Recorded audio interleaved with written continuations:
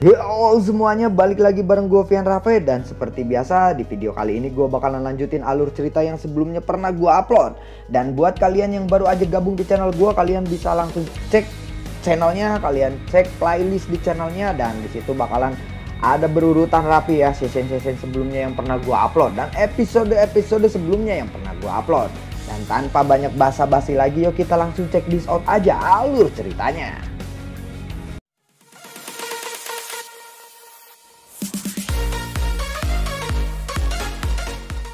Di episode sebelumnya, mereka sadar bahwa rencana untuk memusnahkan aliansi hari ini telah gagal gara-gara Xiaoyan.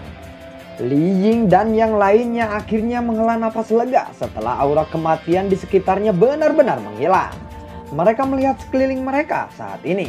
Mereka masih berada dalam pegunungan pemakaman, namun tidak ada kehidupan yang tersisa di pegunungan saat ini. Semua kehidupan telah terkikis oleh aura mematikan sebelumnya. Sekelompok ahli hitam dari klan Hun berdiri di langit, tidak jauh dari aliansi. Apa yang terjadi? Mengapa dunia kematian dihancurkan dengan begitu mudah? Ucap dari Nihility Devouring Flame. Gerbang keheningan mematikan Hun Yuan Tian telah direbut oleh Xiaoyan. Jadi formasinya belum selesai. Selain itu, Xiaoyan telah menggunakan kekuatan gerbang keheningan mematikan untuk melindungi pasukan aliansi. Tentara aliansi kemudian menggabungkan serangan mereka dan dengan paksa menghancurkan area yang dijaga oleh Hun Yuan Tian. Ucap seseorang pria leluhur klan Hun. Bajingan, hal penting seperti itu telah dicuri. Benar-benar tidak terduga, ucap dari Nihility Devouring Flame. Nihility Devouring Flame tidak ada gunanya marah sekarang. Sekarang tentara aliansi tidak menderita banyak kerugian. Di sisi lain kita telah kehabisan daya hidup di dalam tubuh kita. Tidak mungkin bagi kita untuk menggunakan formasi itu lagi, ucap dari penetua berwajah abu-abu. Mari kita mundur untuk hari ini. Nihility, lakukanlah. Suara sedingin es tiba-tiba bergema di samping telinga para ahli dari klan Hun. Suara ini milik Hun Tiandi. Nihility Devouring Flame menghirup udara dalam-dalam dan tubuhnya tiba-tiba mulai bengkak. Lalu serbuan api hitam melonjak keluar dari dalam tubuhnya ke segala arah. Dalam sekejap mata itu sudah menyapu seluruh area. Hutan hijau subur di pegunungan pemakaman di bawah telah berubah menjadi abu dalam sekejap. Bahkan bebatuan gunung pun berubah menjadi debu. Kewaspadaan tentara aliansi melonjak setelah melihat aksi Nihility Devouring Flame ini. Ekspresi Xiaoyan buram saat dia naik ke udara. Little Yi tampak ganas saat berdiri di bahunya. Purifying Lotus Demon Flame berubah menjadi teratai api besar yang mengelilingi pasukan aliansi dengan kekuatan spiritual Xiaoyan saat ini. Dia dapat dengan mudah melepaskan kekuatan Purifying Lotus Demon Flame sepenuhnya. Buar! Ledakan tiba-tiba menyebabkan seluruh tempat bergetar hebat. Api hitam menutupi langit. Dalam waktu singkat, lubang api hitam yang berputar secara cepat muncul di langit di tempat itu. Banyak ahli dari klan Hun tampaknya telah menerima perintah ketika mereka melihat lubang hitam terbentuk. Mereka semua bergegas maju. Mereka akan melarikan diri, ucap dari Li Ying. Kalian mencoba untuk pergi. Itu tidak akan mudah, ucap dari Xiaoyan. Xiaoyan tertawa saat segel yang dibentuk oleh tangannya berubah. Yellow Spring Divine Angel yang dilepaskan oleh jiwa negara Di memiliki kekuatan yang lebih menakutkan. Saat sosok itu muncul, serangan spiritual yang mengguncang bumi melesat dengan kecepatan yang menakjubkan. Lalu setidaknya 100 ahli dari klan Hun meledak dan berubah menjadi kabut berdarah yang tersebar di dalam lubang hitam. Lubang hitam juga mulai bergetar hebat karena serangan spiritual ini. Ayo serang bersama-sama, ucap dari Xiaoyan. Dia mengkerutkan keningnya setelah melihat bahwa Yellow Spring Divine Angel tidak dapat menghancurkan lubang hitam itu. Seluruh pasukan aliansi tidak keberatan dengan beberapa perintah dari Xiaoyan. Bahkan Li Ying dan yang lainnya mengangguk setelah merasakan betapa menakutkannya kekuatan spiritual Xiaoyan saat ini. Oleh karena itu, sekelompok besar ahli dengan cepat naik ke langit setelah mendengar perintah dari Xiaoyan. Berbagai skill Do yang berbeda digunakan pada saat ini. Setelah itu seluruh tempat bergetar dikarenakan serangan yang sangat besar ini. Serangan yang padat menyebabkan seluruh orang dengan kekuatan Nihility Devouring Flame merasa kulitnya mati rasa. beberapa suara dengungan yang dipancarkan dari dalam lubang hitam. Setelah itu cahaya hitam meletus dari sana. Akhirnya sinar cahaya hitam yang menutupi langit bertabrakan dengan serangan tentara aliansi. Buah, buah, tahan mereka. Kita tidak boleh membiarkan mereka pergi dengan batu giok kuno Tuse, ucap dari Xiaoyan. 9 petir bencana plan. Api membakar langit berkobar. Yellow Spring Deepen Anger. Orang kuat dari seluruh pasukan aliansi telah melepaskan serangan terkuat mereka saat ini. Penampilan langit langsung berubah. Bajingan dihadapkan dengan serangan yang begitu mengerikan. Nihility Devouring Flame menggelutuk marah. Dia sepertinya tidak mampu menahan serangan seperti itu. Namun sosok tinggi tiba-tiba muncul dalam sekejap. Tangannya tiba-tiba merobek ruang di depannya. Retakan spasial besar meletus dan menelan semua serangan kuat dari kelompok Xiaoyan. Huntiandi, teriak dari Xiaoyan. Ruangan di samping Xiaoyan berfluktuasi setelah Huntiandi muncul. Guyuan muncul di sana. Sungguh hebat Xiaoyan, ucap dari Huntiandi. Guyuan, anggap dirimu beruntung kali ini. Namun aku sudah mengumpulkan semua batu giok kuno Tuse. Setelah aku maju ke kelas D, 3 klan kalian dan aliansi rumah langit akan sepenuhnya dihilangkan dari benua Doki. Guyuan, tunggu saja. Lain kali saat kita bertemu lagi, kalian semua akan membungkuk di bawah kakiku. Hahaha, ucap dari Huntiandi. Lalu lubang hitam menghilang, mereka pun berhasil kabur. Melihat itu Li Ying berkata, bangsa Aat, mereka berhasil melarikan diri, ucap dari Li Ying. Li Ying dan yang lainnya merasa sangat tidak puas saat mereka melihat ke tempat di mana lubang hitam itu menghilang. Yan Zin berkata, kekuatan yang ditunjukkan klan Hun jauh melebihi apa yang kita ketahui sebelumnya, ucap dari Yang Zin. Guyuan berkata, apa yang dikatakan Hun Tiandi memang benar. Ketika klan Xiao dikalahkan saat itu, tidak ada lagi faksi di benua ini yang bisa bertarung melawan klan Hun, ucap dari Guyuan. Xiaoyan lalu berkata, apa yang harus kita lakukan sekarang? Tanya dari Xiaoyan. Guyuan lalu berkata, klan Hun telah mendapatkan semua kristal giok kuno Tuse. Setelah mereka pulih, kemungkinan mereka akan menyatukan batu giok kuno Tuse dan mengetahui lokasi rumah dewa kuno Tuse. Satu-satunya hal yang bisa kita lakukan sekarang adalah mengamati klan Hun. Tidak ada ahli mereka yang berpindah. Kita akan diam-diam mengikuti mereka sampai ke lokasi rumah dewa kuno Tuse, ucap dari Guyuan. Li Ying lalu berkata, jika kita mengirim seseorang untuk memata-matai mereka, aku takut klan Hun akan lolos dan kabur dari kita, ucap dari Li Ying.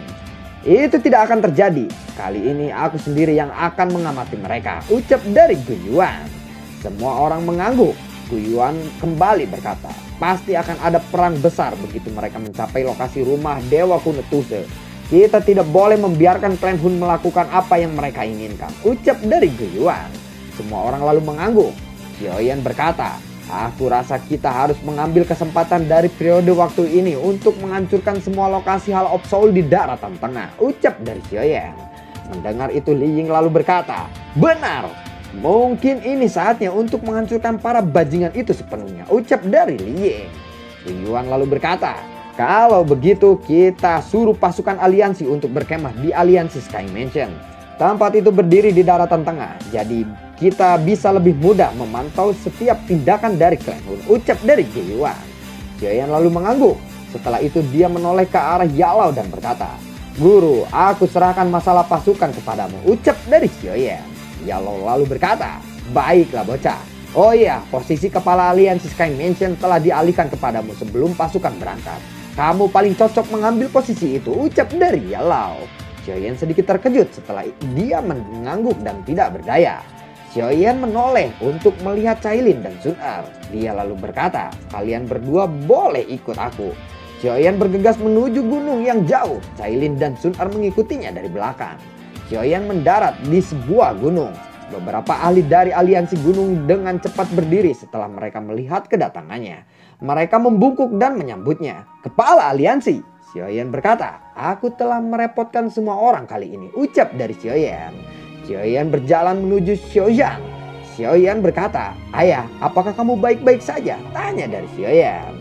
Tangan Xiaoyan menepuk bahu Xiaoyan, lalu dia berkata, Yan Er, kamu telah tumbuh besar, ucap dari Xiaoyan. Sun Er mendekat, wajahnya sedikit memerah saat dia membungkuk dan berkata, "Paman Xiao, apakah kamu masih ingat Sun Er?" Tanya dari Sun Er. Xiaoyan terkejut dan berkata, "Sun Er?" Xiaoyan berkata, "Ayah, Sun Er saat ini adalah anggota klan Xiao," ucap dari Xiaoyan. Xiaoyan mengingat wanita muda itu. Kegembiraannya segera muncul di wajahnya. Wanita muda ini adalah menantu yang paling memuaskan menurutnya. Dulu dia hanya beranggapan itu hanyalah angan-angan. Dia bahkan sering memukul kepala Xiaoyan karena hal itu. Menyuruhnya untuk tidak terlalu berangan-angan kepada Sun Er. Xiaoyan kembali berkata, "Kamu benar-benar tidak mengecewakan ayahmu," ucap dari Xiaoyan. Wajah Sun Er memerah karena malu setelah mendengar percakapan keduanya. Tatapan Xiaoyan beralih kepada Cailin. Dia lalu berkata, "Siapa ini?" tanya dari Xiaoyan. Xiaoyan lalu berkata, "Ini juga menantumu, ayah," ucap dari Xiaoyan. Wajah Xiaoyan sedikit berkerut. Dia diam-diam memberi Xiaoyan acungan jempol. "Mantap," ucap dari Xiaoyan. Xiaoyan kembali berkata, "Ayah, kamu seharusnya pernah mendengar tentang Cailin. Dia memiliki nama lain yaitu Ratu Medusa," ucap dari Xiaoyan. Mendengar itu Xiaoyan terkejut dan berkata, "Ratu Medusa?" Pikir Xiaoyan sedikit bergetar saat mendengar nama yang pernah dikenalnya ini. Meskipun dia telah melihat banyak ahli, hatinya masih memiliki kengerian yang tersisa terhadap Ratu Medusa yang reputasinya terkenal di seluruh kekaisaran Jama saat itu. Cailin lalu berkata, "Paman Xiao, itu semua hanyalah masa lalu. Kamu bisa memanggilku Cailin sekarang," ucap dari Cailin. Dia segera mempelototi Xiaoyan dan diam-diam memperingatkannya untuk tidak membicarakan masalah di masa lalu. Xiaoyan tersenyum. Xiaoyan kembali berkata, "Ayah, ayo kembali ke aliansi Sky Mansion dulu. Cucumu sudah menunggumu di sana." Pasukan besar pun kembali ke alam bintang dan sekali lagi mulai sibuk. Namun beruntung ada Yalao dan orang lain yang bertanggung jawab atas ini. Xiaoyan menghela nafas lega setelah kembali ke alam bintang. Akhirnya dia bisa bersantai dari pertempuran. Sementara Yalao dan yang lainnya sibuk dengan menyelesaikan pasukan aliansi, dia memimpin Xiaoyan dan Sun Er dan Cailin kembali ke gunung. Xiao Xiao dengan cepat muncul di depan kelompok Xiaoyan setelah itu. Dia dengan cepat menerkam kepelukan Xiaoyan dan menolak untuk turun. Xiaoyan lalu berkata, "Ayo Xiao Xiao, sambut kakekmu," ucap dari Xiaoyan. Xiao Xiao dengan patuh berkata, "Kakek." Mendengar itu Xiaoyan berkata, "Cucu yang baik." Wajah Xiaoyan sedikit memerah karena kegembiraannya. Xiaoyan tersenyum setelah melihat wajah Xiaoyan yang sangat bersemangat. Xiaoyan lalu berkata, "Ayah, mari kita istirahat dulu. Aku akan membantumu merawat kesehatanmu." Xiaoyan berbalik ke arah Cailin dan berkata, "Kirim seseorang kembali ke Kaisaran Jama dan bawa saudara-saudaraku. Katakan pada mereka, ayah sedang menunggu mereka," ucap dari Xiaoyan. Cailin lalu mengangguk sebelum akhirnya berbalik dan pergi.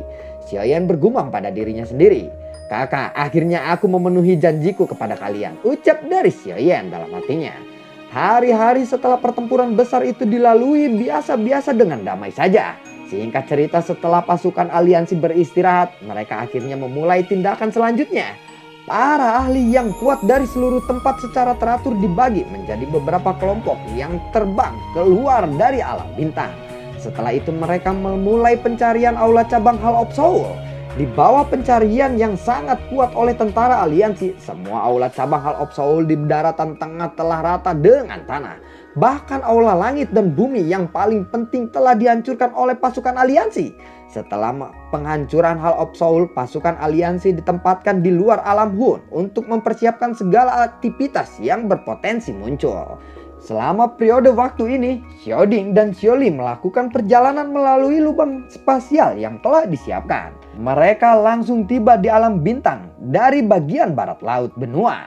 Secara alami ada adegan mengharukan ketika ayah dan anak bersatu kembali. Setelah menikmati waktu, keluarga Xiaoyan sekali lagi memfokuskan kembali ke pikirannya masalah Hall of Soul yang telah mengumpulkan semua giok dewa kuno Tuse telah membebaninya saat ini.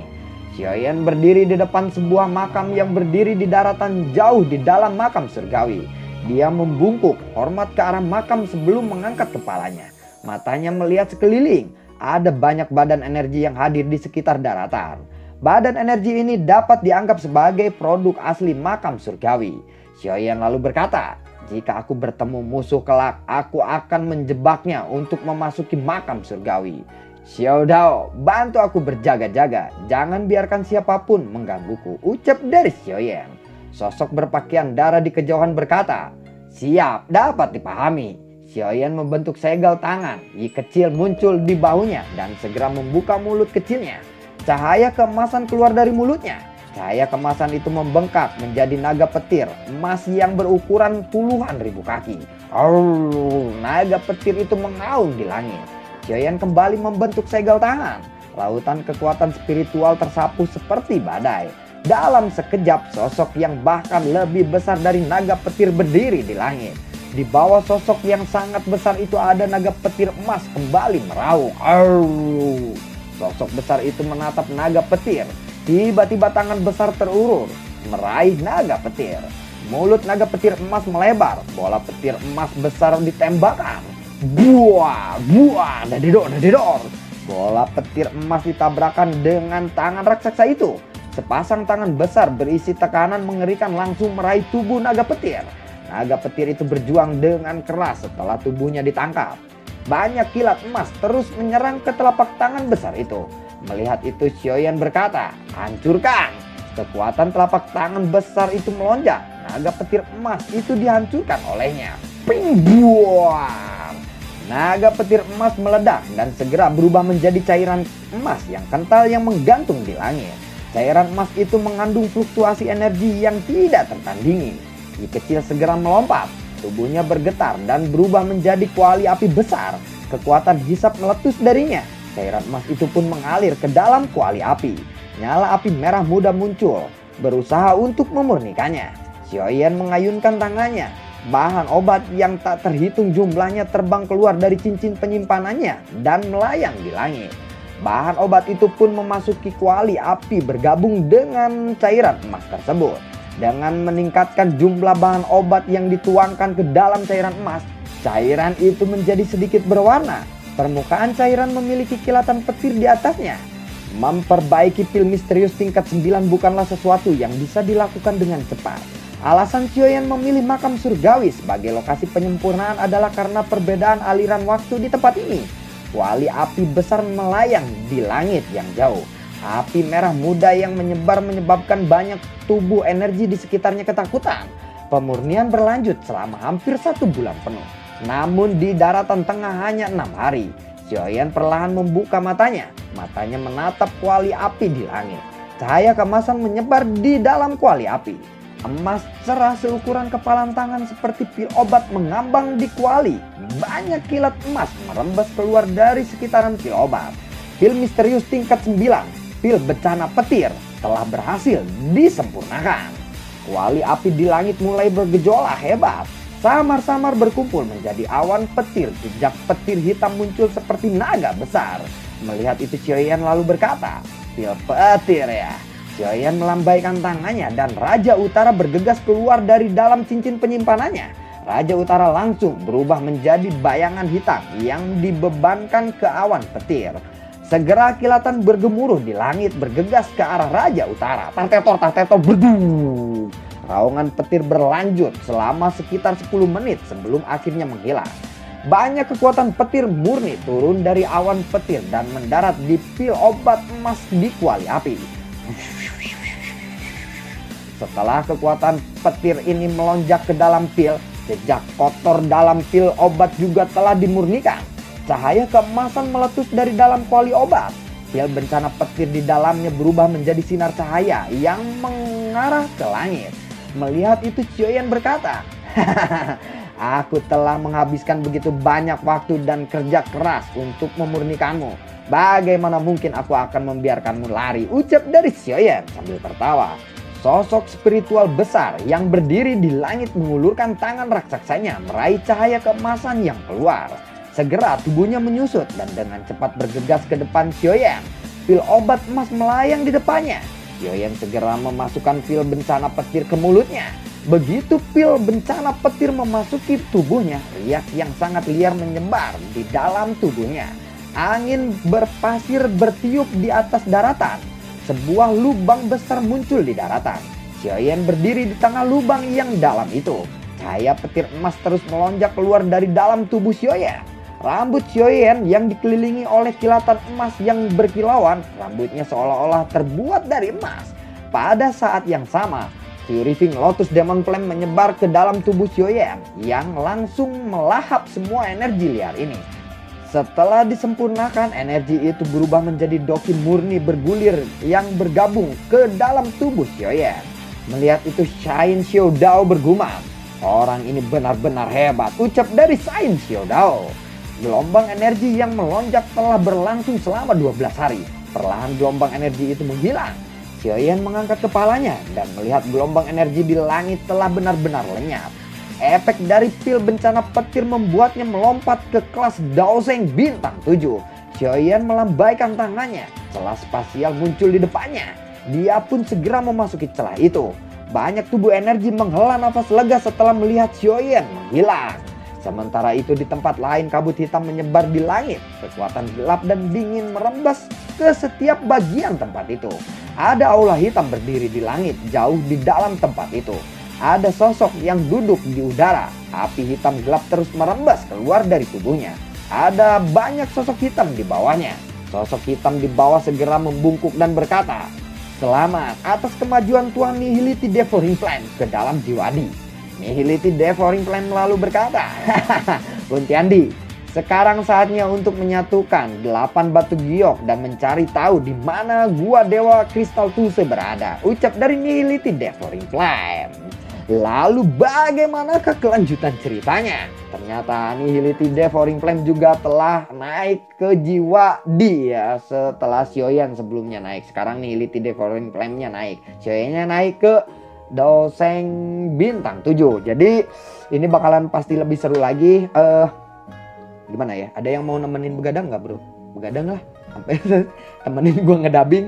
Kalian gak sabaran soalnya, gak tahu gue gimana gitu lah. Ntar insya Allah gue nge-lab yang mau nemenin gue begadang, ayolah. Tapi gak sampai pagi ya, soalnya ntar Medusa ngamuk. Oke, jadi terima kasih banyak buat kalian yang yang udah mendukung channel ini dari awal hingga akhir. Dan terima kasih banyak buat kalian yang sudah mendonasikan sedikit rezekinya lewat link Saweria di bawah kolom deskripsi. Dan bagi yang suka, kalian bisa like, share, dan bagikan ke teman-teman kalian atau di alur-alur cerita BTTH lainnya. Terima kasih, dan itu juga sudah cukup bisa membantu gua. Terima kasih banyak dan semoga sehat selalu buat kalian. Assalamualaikum.